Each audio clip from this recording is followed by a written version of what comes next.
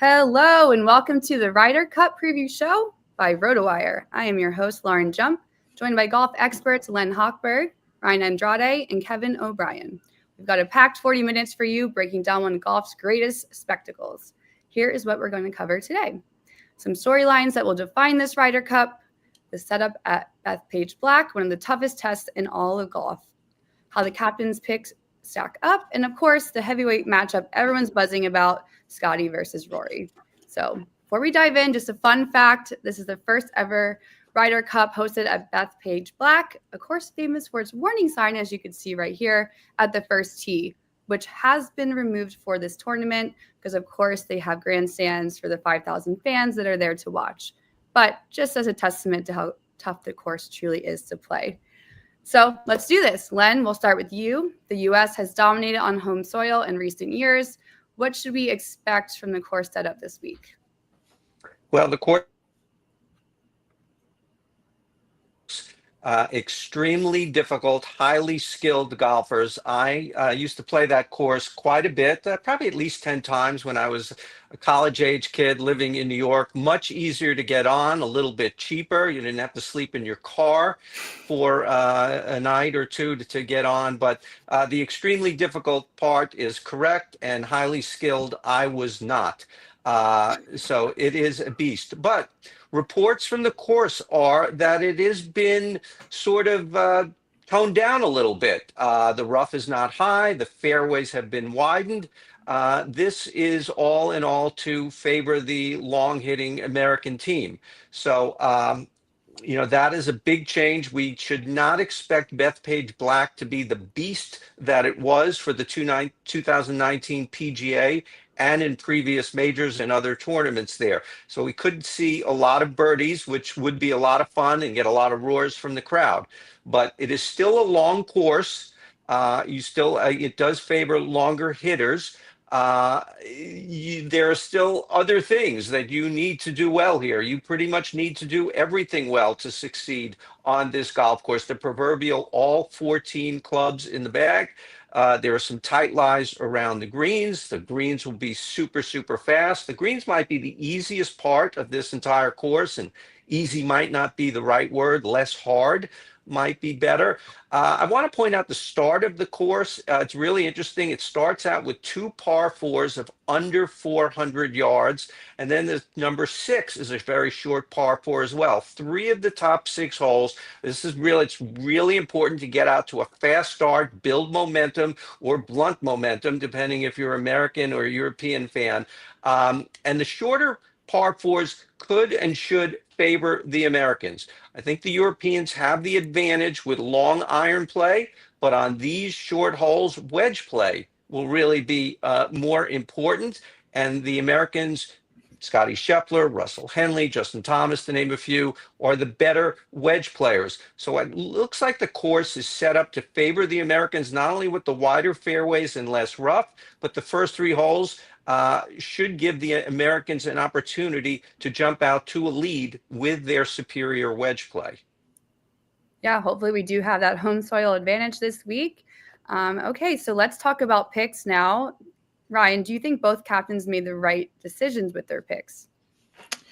I do. And honestly, I was a little bit surprised. I think we heard a lot in the buildup to these captains' picks about, was Keegan Bradley going to be a playing captain this year? Obviously, I think you could definitely make an argument that he's been one of the 12 best American players this year and deserving to be on the team as a player. But at the same time, he was hired on to be the United States Ryder Cup captain. And I think he would have been doing a disservice to his own job if he had taken himself on the team. I just think there's so many things that go into this week, as far as all the decisions he has to make, having to juggle all that while also, making sure your game is in a good place, I think would have just been overkill, quite honestly. So I think he made the right decision, and I liked all of his picks. I thought Cam Young, Sam Burns, Ben Griffin, all been very hot of late, playing very well. And then the 3 other guys that he picked, JT, Cantlay, Morikawa, those are all guys that, have all been great in the team competitions over the last several years, whether it's been Ryder Cup, President's Cup, and I think they should fit in well. All those three guys too also probably haven't had the season they wanted at this point, but I think their records kind of speak for themselves, and I think he kind of just had no choice but to pick them. On the other side for Luke Donald, a lot of the stuff we heard all year was he wanted pretty much, the same team that he took to Rome. And it pretty much is the same with the exception of a twin swap, one Højgaard twin for the other. Rasmus is going to be on the team this year instead of Nikolai. I think the biggest snub, I guess, if you could put it that way, would probably be Harry Hall. I thought he was very close to making it. He's been the 5th best European over the last 3 months in terms of strokes gained. But he would have had to leave either a guy like Sepp Straka or Shane Lowry at home. Didn't think that was going to happen, especially considering, you're going on the road. You want that experience. So I really liked the picks that both captains made here. Well, and let's get down to it. Scotty versus Rory. They both had big years, but who really has the edge in the Ryder Cup setting? Kevin, could you kind of weigh in on that for us, please? Yeah, it's very clearly the two best players in the world. You can make a case right now for Tommy Fleetwood too, but these are going to be two of the guys that people are really turning out to watch. Very interestingly, Rory, tons of experience, pretty much way more than anybody else except for Justin Rose. Scotty, this will only be his 3rd time here. Neither of them really has outstanding records. Of course, Rory has a lot more wins because he's played a lot more matches. But I think that, if you remember 2021 when John Rahm went up against Scotty, that kind of set the tone on Sunday and just really finish him off. So I'm going to give Scotty a little bit of the edge here. Rory's going to come to play. He's not on his home soil. But I'm sticking with the number 1 guy in the world going into this. Love it. Well, it's so strange to suddenly now Rory's our enemy. Normally we're rooting for, a lot of different players, but it really changes the perspective when, it's country versus country the way it is for this tournament. But it's a fun format. And speaking of fun, let's not forget, guys, this is a party. We're having a party right now, right? So let's invite on a really awesome special guest. You all probably know him very well, Jeff Erickson, RotoWire's best of the best. Hello, Jeff. How are you? Doing great. It's Talk Too Much Tuesday as it is. Let's just continue the party. Yes, I know. Party. Here we go. All right, Jeff. So I want to hear your take. Do you have a good storyline for us this week? And I know you have a little bit of DFS insight for us as well. Well, I think it's all starts with choosing your captain and I think that's the critical component there because he earns 1.5 amount of the points, costs 1.5 times the salary. So you're trying to find someone that'll probably play at least 4 times, if not all 5. Do you pay up for Scotty or Rory? Do you do somebody else as a mid-tier guy? Right now, I build a lineup around Tommy Fleetwood as my captain because I like his past success and I like his current form, and he's a little cheaper too. So his captain's price is around 13,000 something. So it's a little bit easier to build around that way. Yeah, let's see. We got some of them here. All right, love that. Len, how about you? Who are your top picks for DFS this week? Yeah, I think Jeff is spot on here. It's really critical to pick a captain and pick a good captain. And, Scotty Scheffler might be everybody's favorite golfer, but, he would be more than $17,000 as a captain's in your captain's slot. And that's roughly 35% of your budget. So I think you do have to move down a bit, but Jeff is also right in saying you're going to try and figure out who's going to play the most matches. And Scotty Scheffler certainly is a candidate to play the most matches on the American side. On the European side, last time Rory McIlroy and Victor Hovland both played 5 matches. In fact, Victor Hovland is the only guy to play all 10 matches over the past 2 Ryder Cups. And so he's been very successful and obviously has caught Luke Donald's eye. And I do like Hovland. He is a much cheaper option. I think he could fit into a lot of lineups in that regard. But I do like Rory. Of the top guys, I do like Rory best. Scheffler, for all his greatness, and this may come back to bite me, this is only his 3rd Ryder Cup. He only has 3.5 total points in 2 Ryder Cups. He's certainly a different player than he was then, but that price is very expensive. And remember, he can only play a maximum of 5 of 28 matches.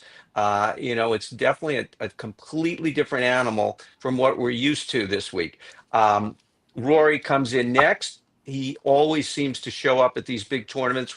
These big Ryder Cups. One thing about Rory, he's performed very well on the road as well. Not a lot of guys can say that. A lot of guys can say they performed well at home. Rory McIlroy brings it on the road too. That is maybe one of the hardest things to do in all of golf. Bryson DeChambeau is next, or John Rahm is next.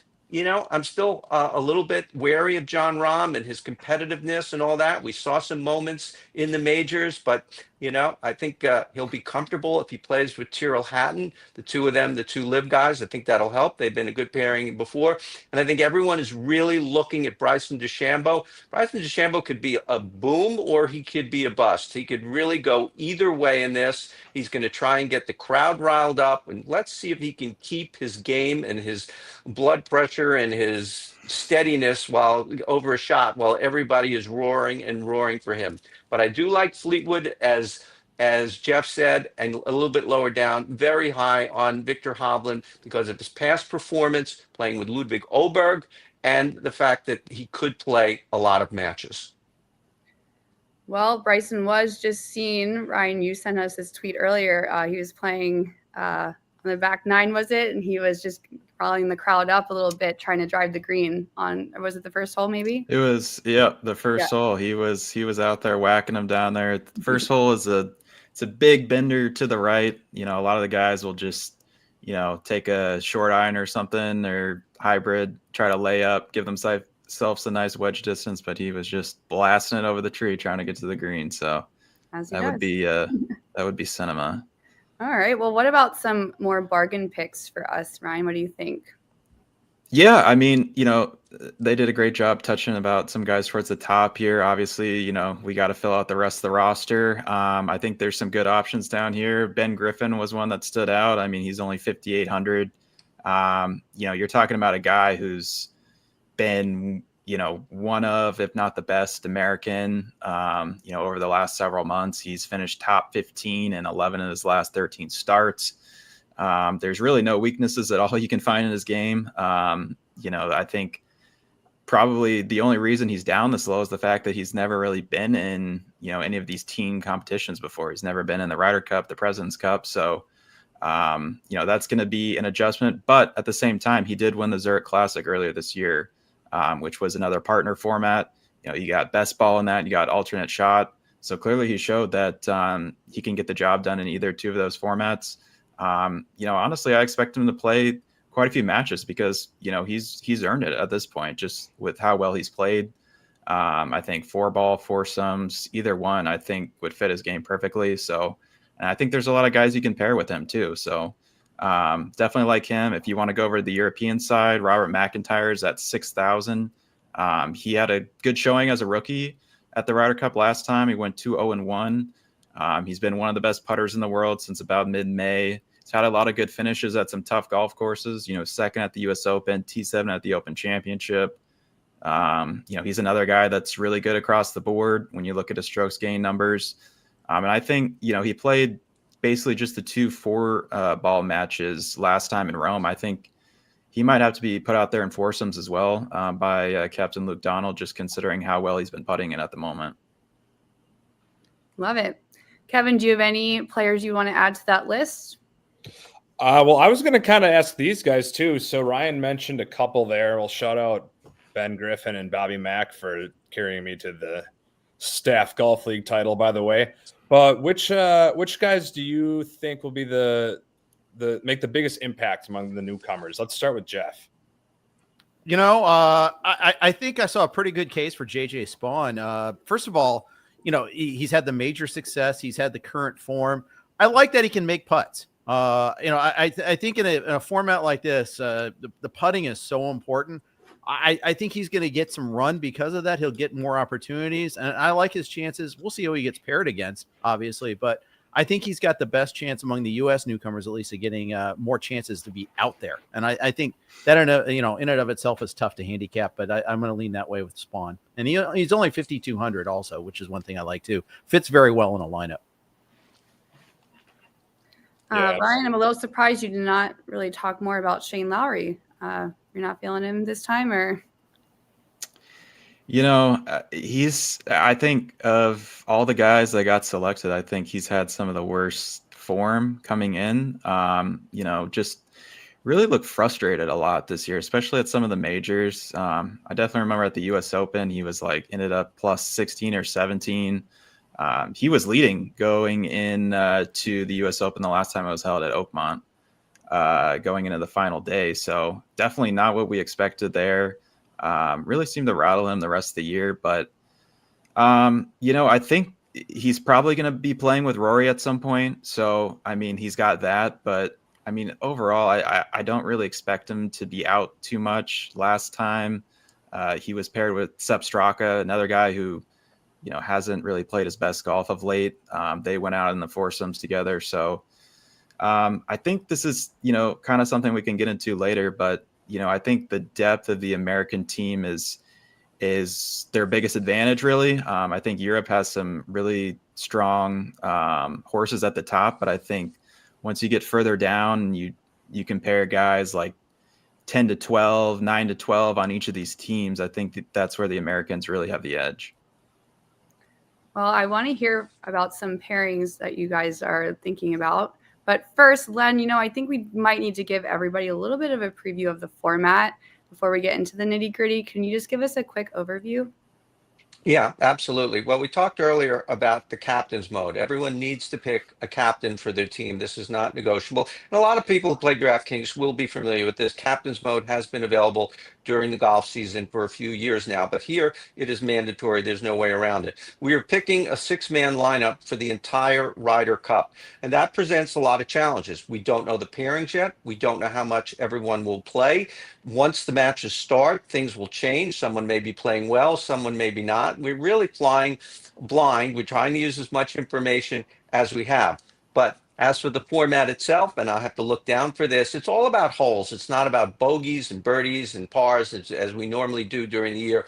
You will get 3 points for a hole to win, and basically gone from there. You get more for if you win a hole, you lose points. If you drop a hole, you get a little bit. If you have a hole, there's also bonus points for winning the match, bonus points for number of holes won in a row.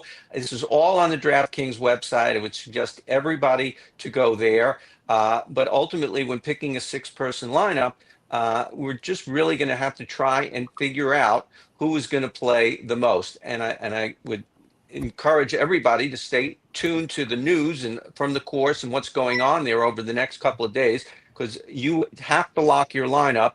You only have about another day. You have Wednesday night at midnight Eastern time to lock the lineup, which is an odd time because the matches don't begin until Friday. The pairings won't be announced till Thursday afternoon at 4 o'clock Eastern time. So even the gamers are going to have to be flying a little bit blind, but just try and get as much news and information as you can about pairings and things over the next 24 hours, 28 hours before you have to lock your lineup.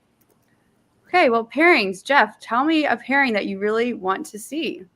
Well, I want to see. I want to see who pairs up with if we see Cantlay and Schauffele again, as we've seen so many times before in the past. I think they probably will be there together again. Although we saw that break up a little bit in Italy last time, but I got to figure for at least one round you'll see those two together.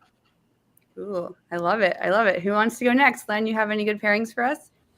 Well, we talked earlier about Scheffler and McIlroy, and I guess they are the two headliners. But come Sunday, I would not mind seeing Bryson DeChambeau go against Rory McIlroy in singles.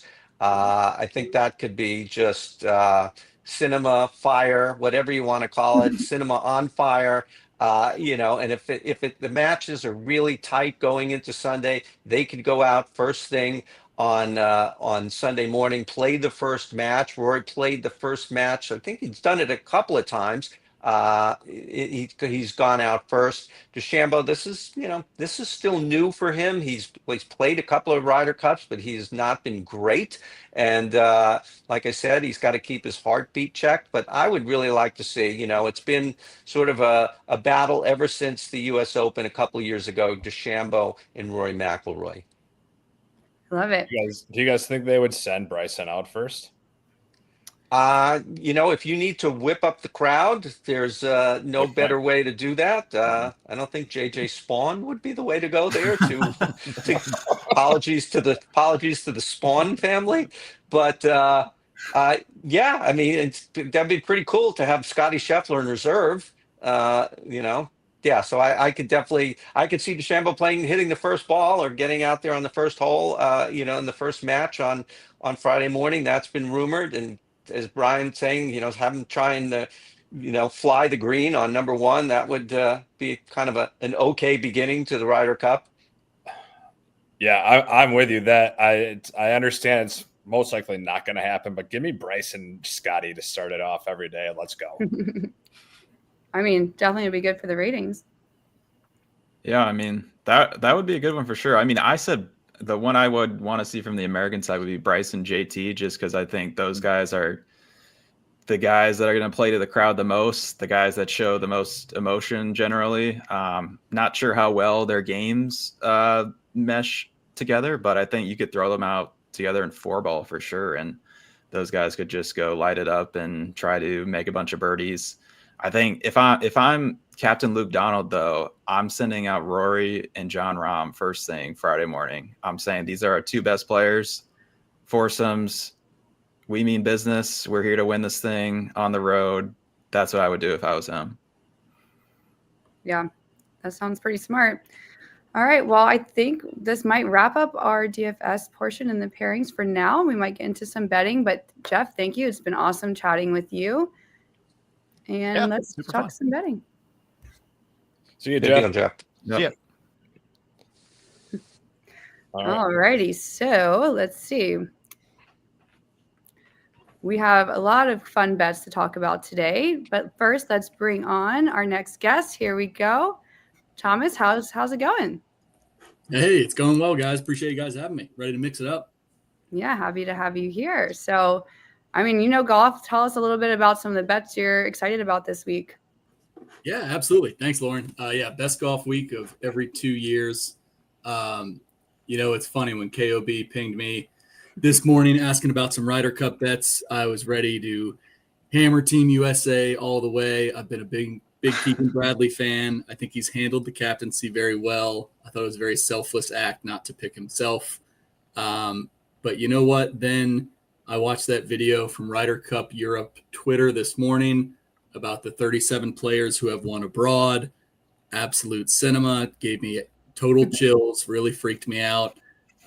Today on Golf Channel, there was a lot of questions to Team USA about getting paid to play. I'll be honest, I didn't love those answers either. Seemed a little unprepared. So my Team USA fandom here is a little bit shook. So I can't quite take them all the way right now. A bet I do have my eye on, though, is I am a home course believer. I do like Team USA to win day one at plus 100 on DraftKings. Again, I can't quite get there with them all the way yet over the weekend, but it's hard to lose a Ryder Cup at home. I think Keegan's going to have this team ready. I think there's a chance Bethpage Black, the crowd is a little bit more intimidating come Friday than Sunday. I think Sunday these guys are settled in. They're going to be dialed for their singles matches. But I don't think Keegan and the team are going to find a way to lose this on Friday, kind of the way Zach Johnson did in Rome. So give me Team USA to win day one plus 100 at DraftKings to get off the board. Ooh, I like it. All right, well, let's look at some other bets too here. Let's see what we have. Top point scorer. Who wants to weigh in on this one? I mean, we have options for both the US, Europe, and then overall as well. Some pretty good odds here. Yeah. I think one that stood out to me was Russell Henley. I think he's plus 800, I think, to be the top USA point scorer. I think he's 1,800 overall or something like that. But Yeah, I mean, he's likely going to be playing with Scotty Scheffler for a lot of the matches, definitely the foursomes matches. So right there, you get, access to the best player in the world, and you get the better odds, of course. And Russell Henley, I think, is a guy that, I had to do, I had to do a double take because he's all the way up to third in the world now. So, he just quietly gets it done. He's always there. He's been top 20 his last 8 starts. I think he's perfect for foursomes just because he's always in the fairway. And I think he'd be amazing for 4-ball as well, just considering how good his iron play is, how many birdie opportunities he's going to give himself. So, Russell Henley is definitely one that stands out there for me. Yeah, I noticed you had him second, Ryan, among Americans in your power rankings. Ooh. Yep. He's been, he's, like I said, he's just quietly been always there. Like, he's never out of it. He seems like he's always up on the leaderboard. So, Russell Henley, give Russell Henley some respect, He's earned it. I like All that right, one. Thomas. Yeah, what about you, Thomas? How are you feeling about this list here, or these lists? Yeah, I love Ryan's shout on Russell Henley there. The Bryson price there to me is a bit strange. It's been over a month since the infamous Live Golf Team Championships in Michigan. Those were Bryson's last competitive T-balls. Again, I agree with Len. Bryson's a wild card, could do anything, but not betting him as top point scorer. I'd agree. I think Henley's going to play a ton. Even a lot of respect there for Schauffele and Cantlay. I would look more towards a Ben Griffin, a JJ Spawn. Again, a bit long shots here, but it's hard for me to justify playing guys like Xander, Morikawa more than Griffin or JJ Spawn at this point. I think at some point, if this is very close, Keegan will have to go with the hot hand. And it's been a tough summer for Colin Morikawa. Sam Burns, I wouldn't exactly say beat the door down either. I don't think there's anything wrong with giving JJ Spawn a look there as well for top point score, assuming he gets out of the gate hot. Yeah, and just before Len chimes in with his picks here, I think, that's a big thing is, in my opinion, I think a lot of the captains have an idea of what they're going to do the first day. I think they already know the pairings they're going to do for the foursomes and the 4-ball on day one. And I think from there, they see, okay, who played well, who struggled a little bit. And then I think, also depending if it's even, maybe you keep that same plan for the next day.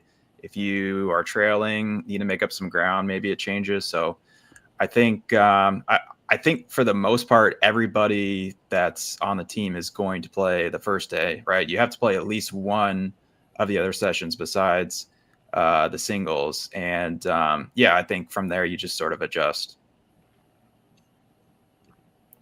Len, what do you think of these lists here? I'm going to look at the name all the way down on the far right, all the way on the bottom at plus 2,800, Victor Hovland. There's a lot of names ahead of him for a guy who's almost surely going to play 4 matches and maybe play 5. Like I mentioned earlier, he's played 5 the last 2 Ryder Cups. Maybe not playing quite as well as he was then, but paired with Ludwig Oberg could help you find your game pretty quickly. So plus 20, I mean, these other numbers aren't bad. I mean, Scotty is plus 300 the way he always is. But plus 2,800 is pretty good for a guy who's going to play more than a bunch of guys ahead of him. Jeff was talking earlier about top rookie. It's amazing on DraftKings. I don't know if I encourage everybody who's listening, and even you guys, it's amazing how deep you can go. You can bet top rookie, and JJ Spawn is plus 425. There are guys, who are lower odds than him, but I think he's really in good position for this. I mean, there's no pressure like Ryder Cup pressure, but he's faced a lot of pressure this season, and he played in the playoff at the Players with McIlroy. That didn't go so well. Then he handled the pressure at the U.S. Open. Then he was in a long playoff at the FedEx St. Jude with Justin Rose. Incredible amount of pressure there. He just seems to have a very low heartbeat and just seems well positioned for this. And he might play with Scotty Scheffler. So that would be a boost to getting the most points as well. But there are some just crazy bets. You can bet who's going to win the winning point, who's going to get the winning point, and there's no way of knowing who's going to go out in the singles, what the order is going to be. It's just complete dart throw of, some of these bets, but they're just a lot of fun to look at and maybe throw a little bit on there. So yeah, a lot of good stuff in DraftKings Sportsbook. If you guys hadn't noticed by far, we are very much a Victor Hovland, JJ Spawn show. So put those down. All right. Great stuff, guys. What do you guys think is your favorite bet for the weekend here? I would say for me, I think mine would be top European point scorer, Tommy Fleetwood at plus 450. I think Jeff talked about him a little bit earlier, but 7-3-2 record in the Ryder Cup. He's been the second best player in the world by strokes gained over the last 3 months. He played with Rory in the foursomes last time the Ryder Cup was held, so I could see that happening again potentially. And I think, especially for Europe on the road, you're kind of going to have to throw out your best guys, your Fleetwoods, your McIlroys, your Rahms. I would think 5 times. So I think he's got a lot of high upside, and I think he's also putting at the best of his career right now. I've kind of announced my favorite plays, but I guess there is one other guy I wanted to talk about, and that's Patrick Cantlay. Has not had the greatest year by most standards. I think for his standards, by most standards, I think he has had a very good year. And we know that in this format, he thrives on it. He was jawing with Rory McIlroy. He's jawing with fans. Maybe he won't have to do it so much with the fans, although there will be a lot of European fans there. I expect him to come up a little bit bigger than he's done during the PGA Tour season, and even bigger than his partner, Xander Schauffele. He seems to thrive in this situation. Every team needs a bad guy. He's the bad guy. There's no Patrick Reed around anymore. So Patrick Cantlay could be the bad guy, and he seems to thrive on that. So whatever you're looking at with Patrick Cantlay, I think might be an interesting play. There are 4 Americans ahead of him for top USA scorer. I'd be, we're 3-3, and he's tied with Xander. So I would not sleep on Patrick Cantlay this week. We can confirm that he is wearing a hat this week. All right. And I was going to just ask if we can bet on that or not. Oh, man. Apparently, the only reason he didn't wear it last time is because it didn't fit. That's what he says, but theoretically, it's yeah. I have one to get us a little bit in the weeds here, but to continue the English respect. I'm looking at Matt Fitzpatrick total points, 2 or over plus 105. That's probably not top of mind for everyone as we jump into this week, but this is going to be Matt Fitzpatrick's 4th Ryder Cup. Obviously did not go well the first few instances. He's a different player since then. He's won a U.S. Open. He's added a lot of distance off the tee. Finally acquitted himself well in Rome. Also had a front seat to the Rory Bones dust up there in the parking lot, which probably shook him. But, Matt Fitzpatrick, he's getting the label of maybe being the last guy on this team. He's played awfully well since May, since the top 10 at Quail Hollow at the PGA Championship. I expect him to be very comfortable finally in the Ryder Cup. He's another guy who might pair with Rory again. I'm looking at Matt Fitzpatrick total points if you want something a little bit off the away from the headlines. All right. So and playing great the second half of this season. Really played, no question about him deserving a spot on this team. Absolutely. Big Team Europe fan, Thomas, we've established. Yeah. So, I didn't want to be. Good to know. All right, Thomas. Well, thanks for joining us so much. Enjoy the festivities. Thank you, guys. I really appreciate it. Thanks for having me. Yeah. All right, thanks. All right, folks, we got one more guest to bring on here. It's going to be another RotoWire golf expert. You've seen him on the website plenty. Greg Vara. Greg, how's it going? Hey, Greg. Doing well. Thanks for having me. Absolutely. All right, guys. So we've kind of hit on the big DFS and betting stuff here. Big thing in the Ryder Cup, also those storylines. We started there. I think we're going to kind of end there. So, Greg, I guess what do you envision being your top storyline for this weekend's festivities? I think I'm most interested in is seeing how the captains adjust their strategies as they go. It's thought of that they have a game plan. They probably each have a game plan. They probably have several alternate game plans as to how things go. But in my thinking is that nothing's in stone, especially Friday afternoon. Depending on how things go on Friday morning, I would guess that each captain has 3 or 4 alternate plans to play the rest of the day. So Luke Donald did in 23. They get out to a 4-0 lead. He empties the bench in the afternoon, gets everybody involved, which was a great strategy. Knowing that he's got plenty of wiggle room in case those new guys don't play so well. You got a 4-point lead. You hope the worst you can do going into Saturday is keeping that 4-point lead. Gives you a lot of flexibility to kind of play around with your roster a bit. Conversely, you get down, you might get a little desperate and see how, injecting new life into your afternoon 4 balls to see if that works. And for Keegan Bradley, I think the interesting thing is going to be what he decides to do as far as analytics versus emotion. Bradley seems like a very emotional guy in the course. I'm guessing that he's going to lean towards the emotion aspect of it. If he gets a couple of guys that are really getting the crowd going in the morning and they win their matches, I wouldn't be surprised to see him go out again, even if they're not in that core group of guys at the top. I think he's going to play the hot hand, definitely on Friday. Even more so, weighing that more than trying to get everybody involved. I think keeping the momentum going for the U.S. team is going to be huge on Friday going into the weekend. So that's what I'm looking for the most on Friday and Saturday. Love Awesome. it. All right, so that's interesting that you started with Keegan there, guys. So if Thomas is happy and the U.S. winds up losing, what do we think is going to be going on here next, Ryan? Yeah, I mean, there's going to be a lot to think about, right? I mean, I think Rome was pretty much a disaster class by Zach Johnson on how to manage everything. I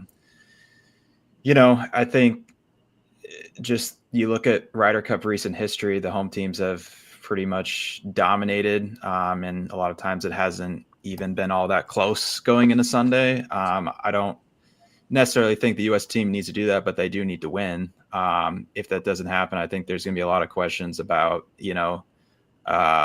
how they're picking the captains. I think for a lot of the year, it kind of almost put Keegan in a bad spot because you knew that he wanted to make the Ryder Cup team so badly. And I think if he hadn't been the captain, he would have been on the team playing. Whether that's more important than being the captain, I don't know, to him. But I think it's going to make them have to rethink a lot of things if this doesn't happen.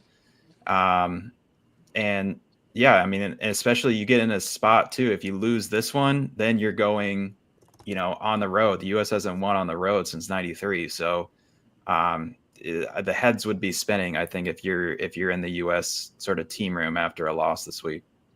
What do you guys think about? I mean, there's like kind of a concept here where the European team seems to have a similar strategy every time, and they kind of stick to that, and it has really worked for them, especially in more recent years. But the U.S. it's different every time. Every captain has their own strategy, and depending on their personality is how it plays out. So do you think that kind of has a little bit of an impact on what's brought us down here, or do you think that could work to our advantage?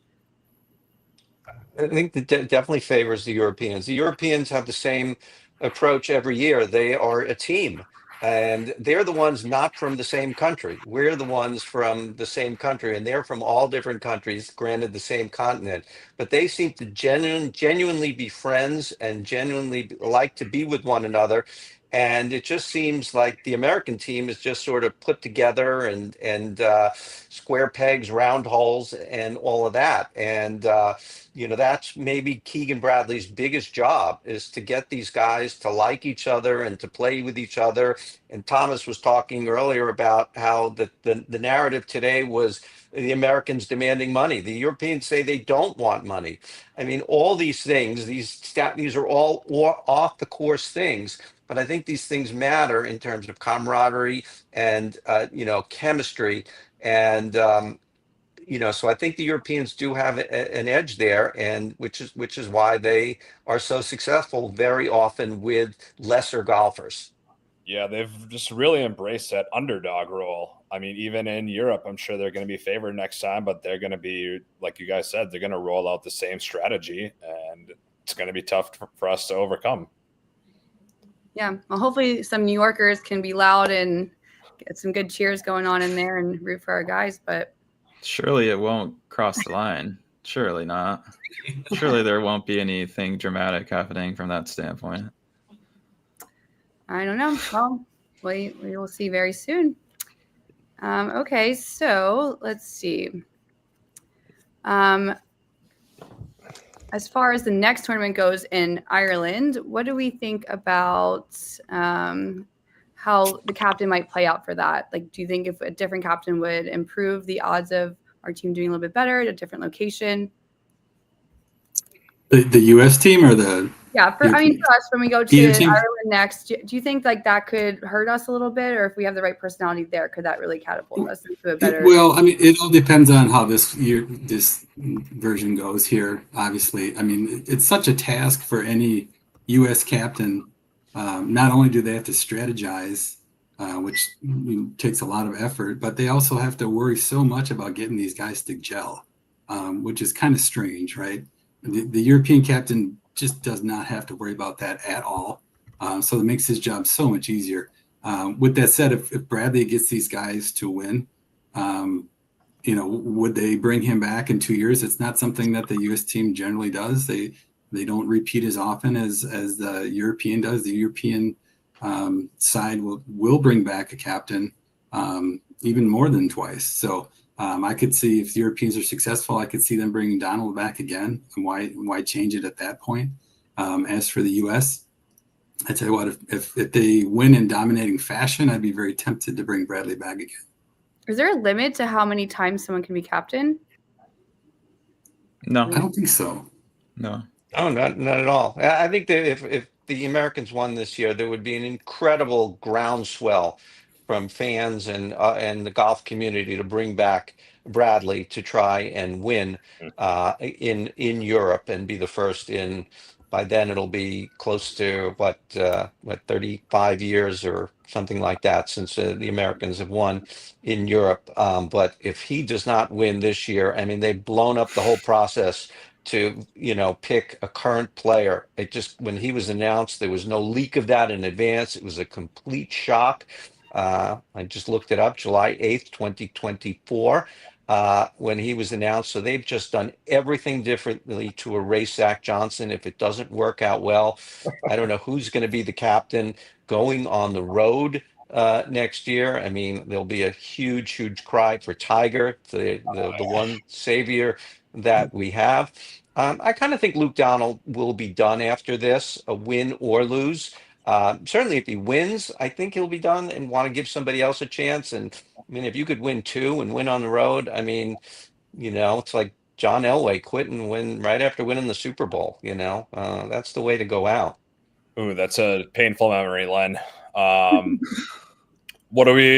So that's interesting. You brought up Tiger there, Ryan. I know you had that on your list of topics here.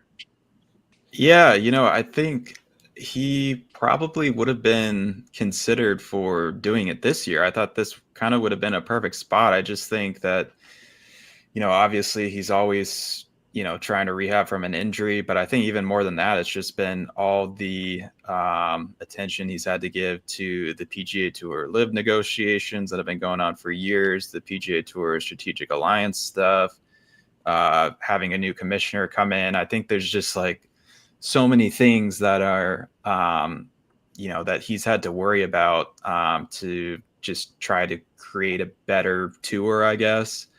And throwing a Ryder Cup captaincy on top of that, that would have been asking a lot. I'm sure that someday he will want to do that. I think, to go into Adair Manor on the road, that would certainly spark a lot of intrigue for sure. I have no doubt that, he would be completely bought into it. I think Honestly, though, if it's not going to be Tiger, I would go back to Steve Stricker. I don't know if he would want to do it again, but I thought he did an amazing job back in 2021 when he won by a record margin, 19-9. You know, I think back to him taking a few risks with his captain's pick. He picked, you know, a guy in Scotty Scheffler who had never won a PGA Tour event, and you know, he ended up helping that team a lot. And you know, the next year he won the Masters, and now he's got 4 majors. He's the best player in the world. So that would probably be my call if I was the U.S. team after this one. Oh, too bad he can't have his son there with him. Maybe they can overlap at some point. Tiger? Yeah. Or you do like 16? Yeah, got some Probably 16 LeBron now. stuff going on there. We got Bonnie and LeBron. We're almost there. Come on. Can we get a Tiger legendary appearance in 8 Oh years? boy. Sending him out first in the singles. If you want something the U.S. is going to root for and the fans will get into, there it is. And there's your storyline right there. Yeah. All right. Well, any closing thoughts here? Any other big storylines or things that we need to know about Ryder Cup? Any predictions? Crazy ones? Well, I think one thing that I'll be watching is the foursomes. I think, you know, when you go back and look at, you know, what sort of determines these Ryder Cups, recently it's been the foursome sessions, and the home teams have dominated that.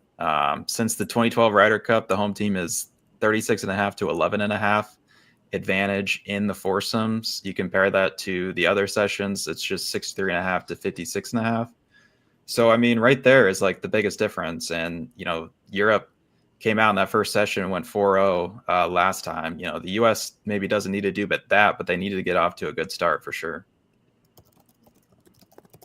Yeah, I think, you know, Friday will be, I mean, every day is going to be important, but Friday is going to be just so important. If somehow the Europeans can have a lead after Friday, I mean, you know, the entire U.S. side will be freaking out, and that might make Keegan Bradley make some decisions that he wouldn't otherwise have made. I think if the Europeans can get out, of course, with a lead, but even if they can get through Friday even, that is an incredible win for them and keep it close. You know, as long as there isn't a big blowout, I think as long as they stay close, they feel good about themselves, and the pressure will only build on the American team. And for sure, the pressure is far, far greater on the American team this year with Keegan Bradley, and after everything, as we discussed, after what happened with Zach Johnson. So, you know, Friday will be so important. Yeah, agreed, Len. I think the emotion is going to be so high on Friday, especially when you factor in Bryson, Cameron Young, a local guy, Keegan Bradley, people love him. But I do see a scenario where things go awry early, get off track, and then you're left scrambling again. This seems to happen more often with the USA team than it does with the European team. Even when the Euros lose, it seems like they're never really losing it mentally. They're just either getting outplayed or not playing well themselves. It's not like they're beating themselves so much. So it's really, for me, it's incredibly hard to predict because I think that first session is so volatile. I mean, if the U.S. comes out and just steamrolls them and the crowd's going crazy, I could see them getting a pretty big lead on Friday. But if the Euros hold steady in the morning, then I think we're in for a long weekend, and I think it'll come down to Sunday afternoon. Absolutely. All right, we'll put you on Team USA then too, Greg, just to make sure Thomas, you know. Hey, I think it's gonna be close. I think it's gonna be close. All right, I like that too. That's true. All right, Greg. Well, thanks so much for joining us, and until next time. All right, thank you, everyone. Thanks, Greg. Yeah. All right, thanks, Greg. Len, can we wager on whether or not Keegan and Luke Donald will get into a fist fight? You know, that I don't think the DraftKings had that, or they didn't scroll through far enough. But you know, one interesting thing that I'm glad you brought that up, because it was really, this hasn't have anything to do with betting. It's just sort of a nice story that Keegan Bradley talked a few weeks ago about how when he was a young player just coming up, Luke Donald was an established player. Luke Donald was #1 in the world, and Luke Donald was the first player that paid attention to Keegan Bradley, and he, embraced him and played practice rounds with him. And I had no knowledge of that at all until a few weeks ago, and we had no idea there was a connection. But there is a real connection and a real affinity from Bradley toward Luke Donald, and probably in reverse too. So I thought that was really, really special, just a nice little component here. So I'm going to guess there won't be a fist fight between those two, because Luke Donald is especially kind to Keegan Bradley coming up, and all these years later, 10, 15 years later, Keegan Bradley still remembers that. Oh, well, that's so nice. I'm gonna say I think we're gonna get some Keegan just mega fist pumps on the sideline at some point. Okay, I would love to see. PG. Very PG. I mean, Bryson's got to do something. I would think he's the guy. Bryson. I will say this: I am a little worried about Bryson. I would love for him to do good, and I hope he does. But there is a little bit of a concern here that he might just let the crowd go to his head a little bit too much, and just rip the driver everywhere, and it puts him in really bad spots. And I don't know. Like, to me, I just don't. I mean, he's so talented, but I definitely feel more confident with him in 4-ball than I do in foursomes. I don't know if you can sit him for both foursome sessions. They probably will put him out in the foursome session on Friday. If that doesn't go well, he might not play the foursome session on Saturday, but I do think that's something to watch. Yeah, this is kind of a big legacy, I think, for his following, at least. Like, if he comes out here, and a lot more upside than downside, I think. But if he just steamrolls, and like puts his fists up, after driving the green, like, it's gonna snowball from there. Just aura.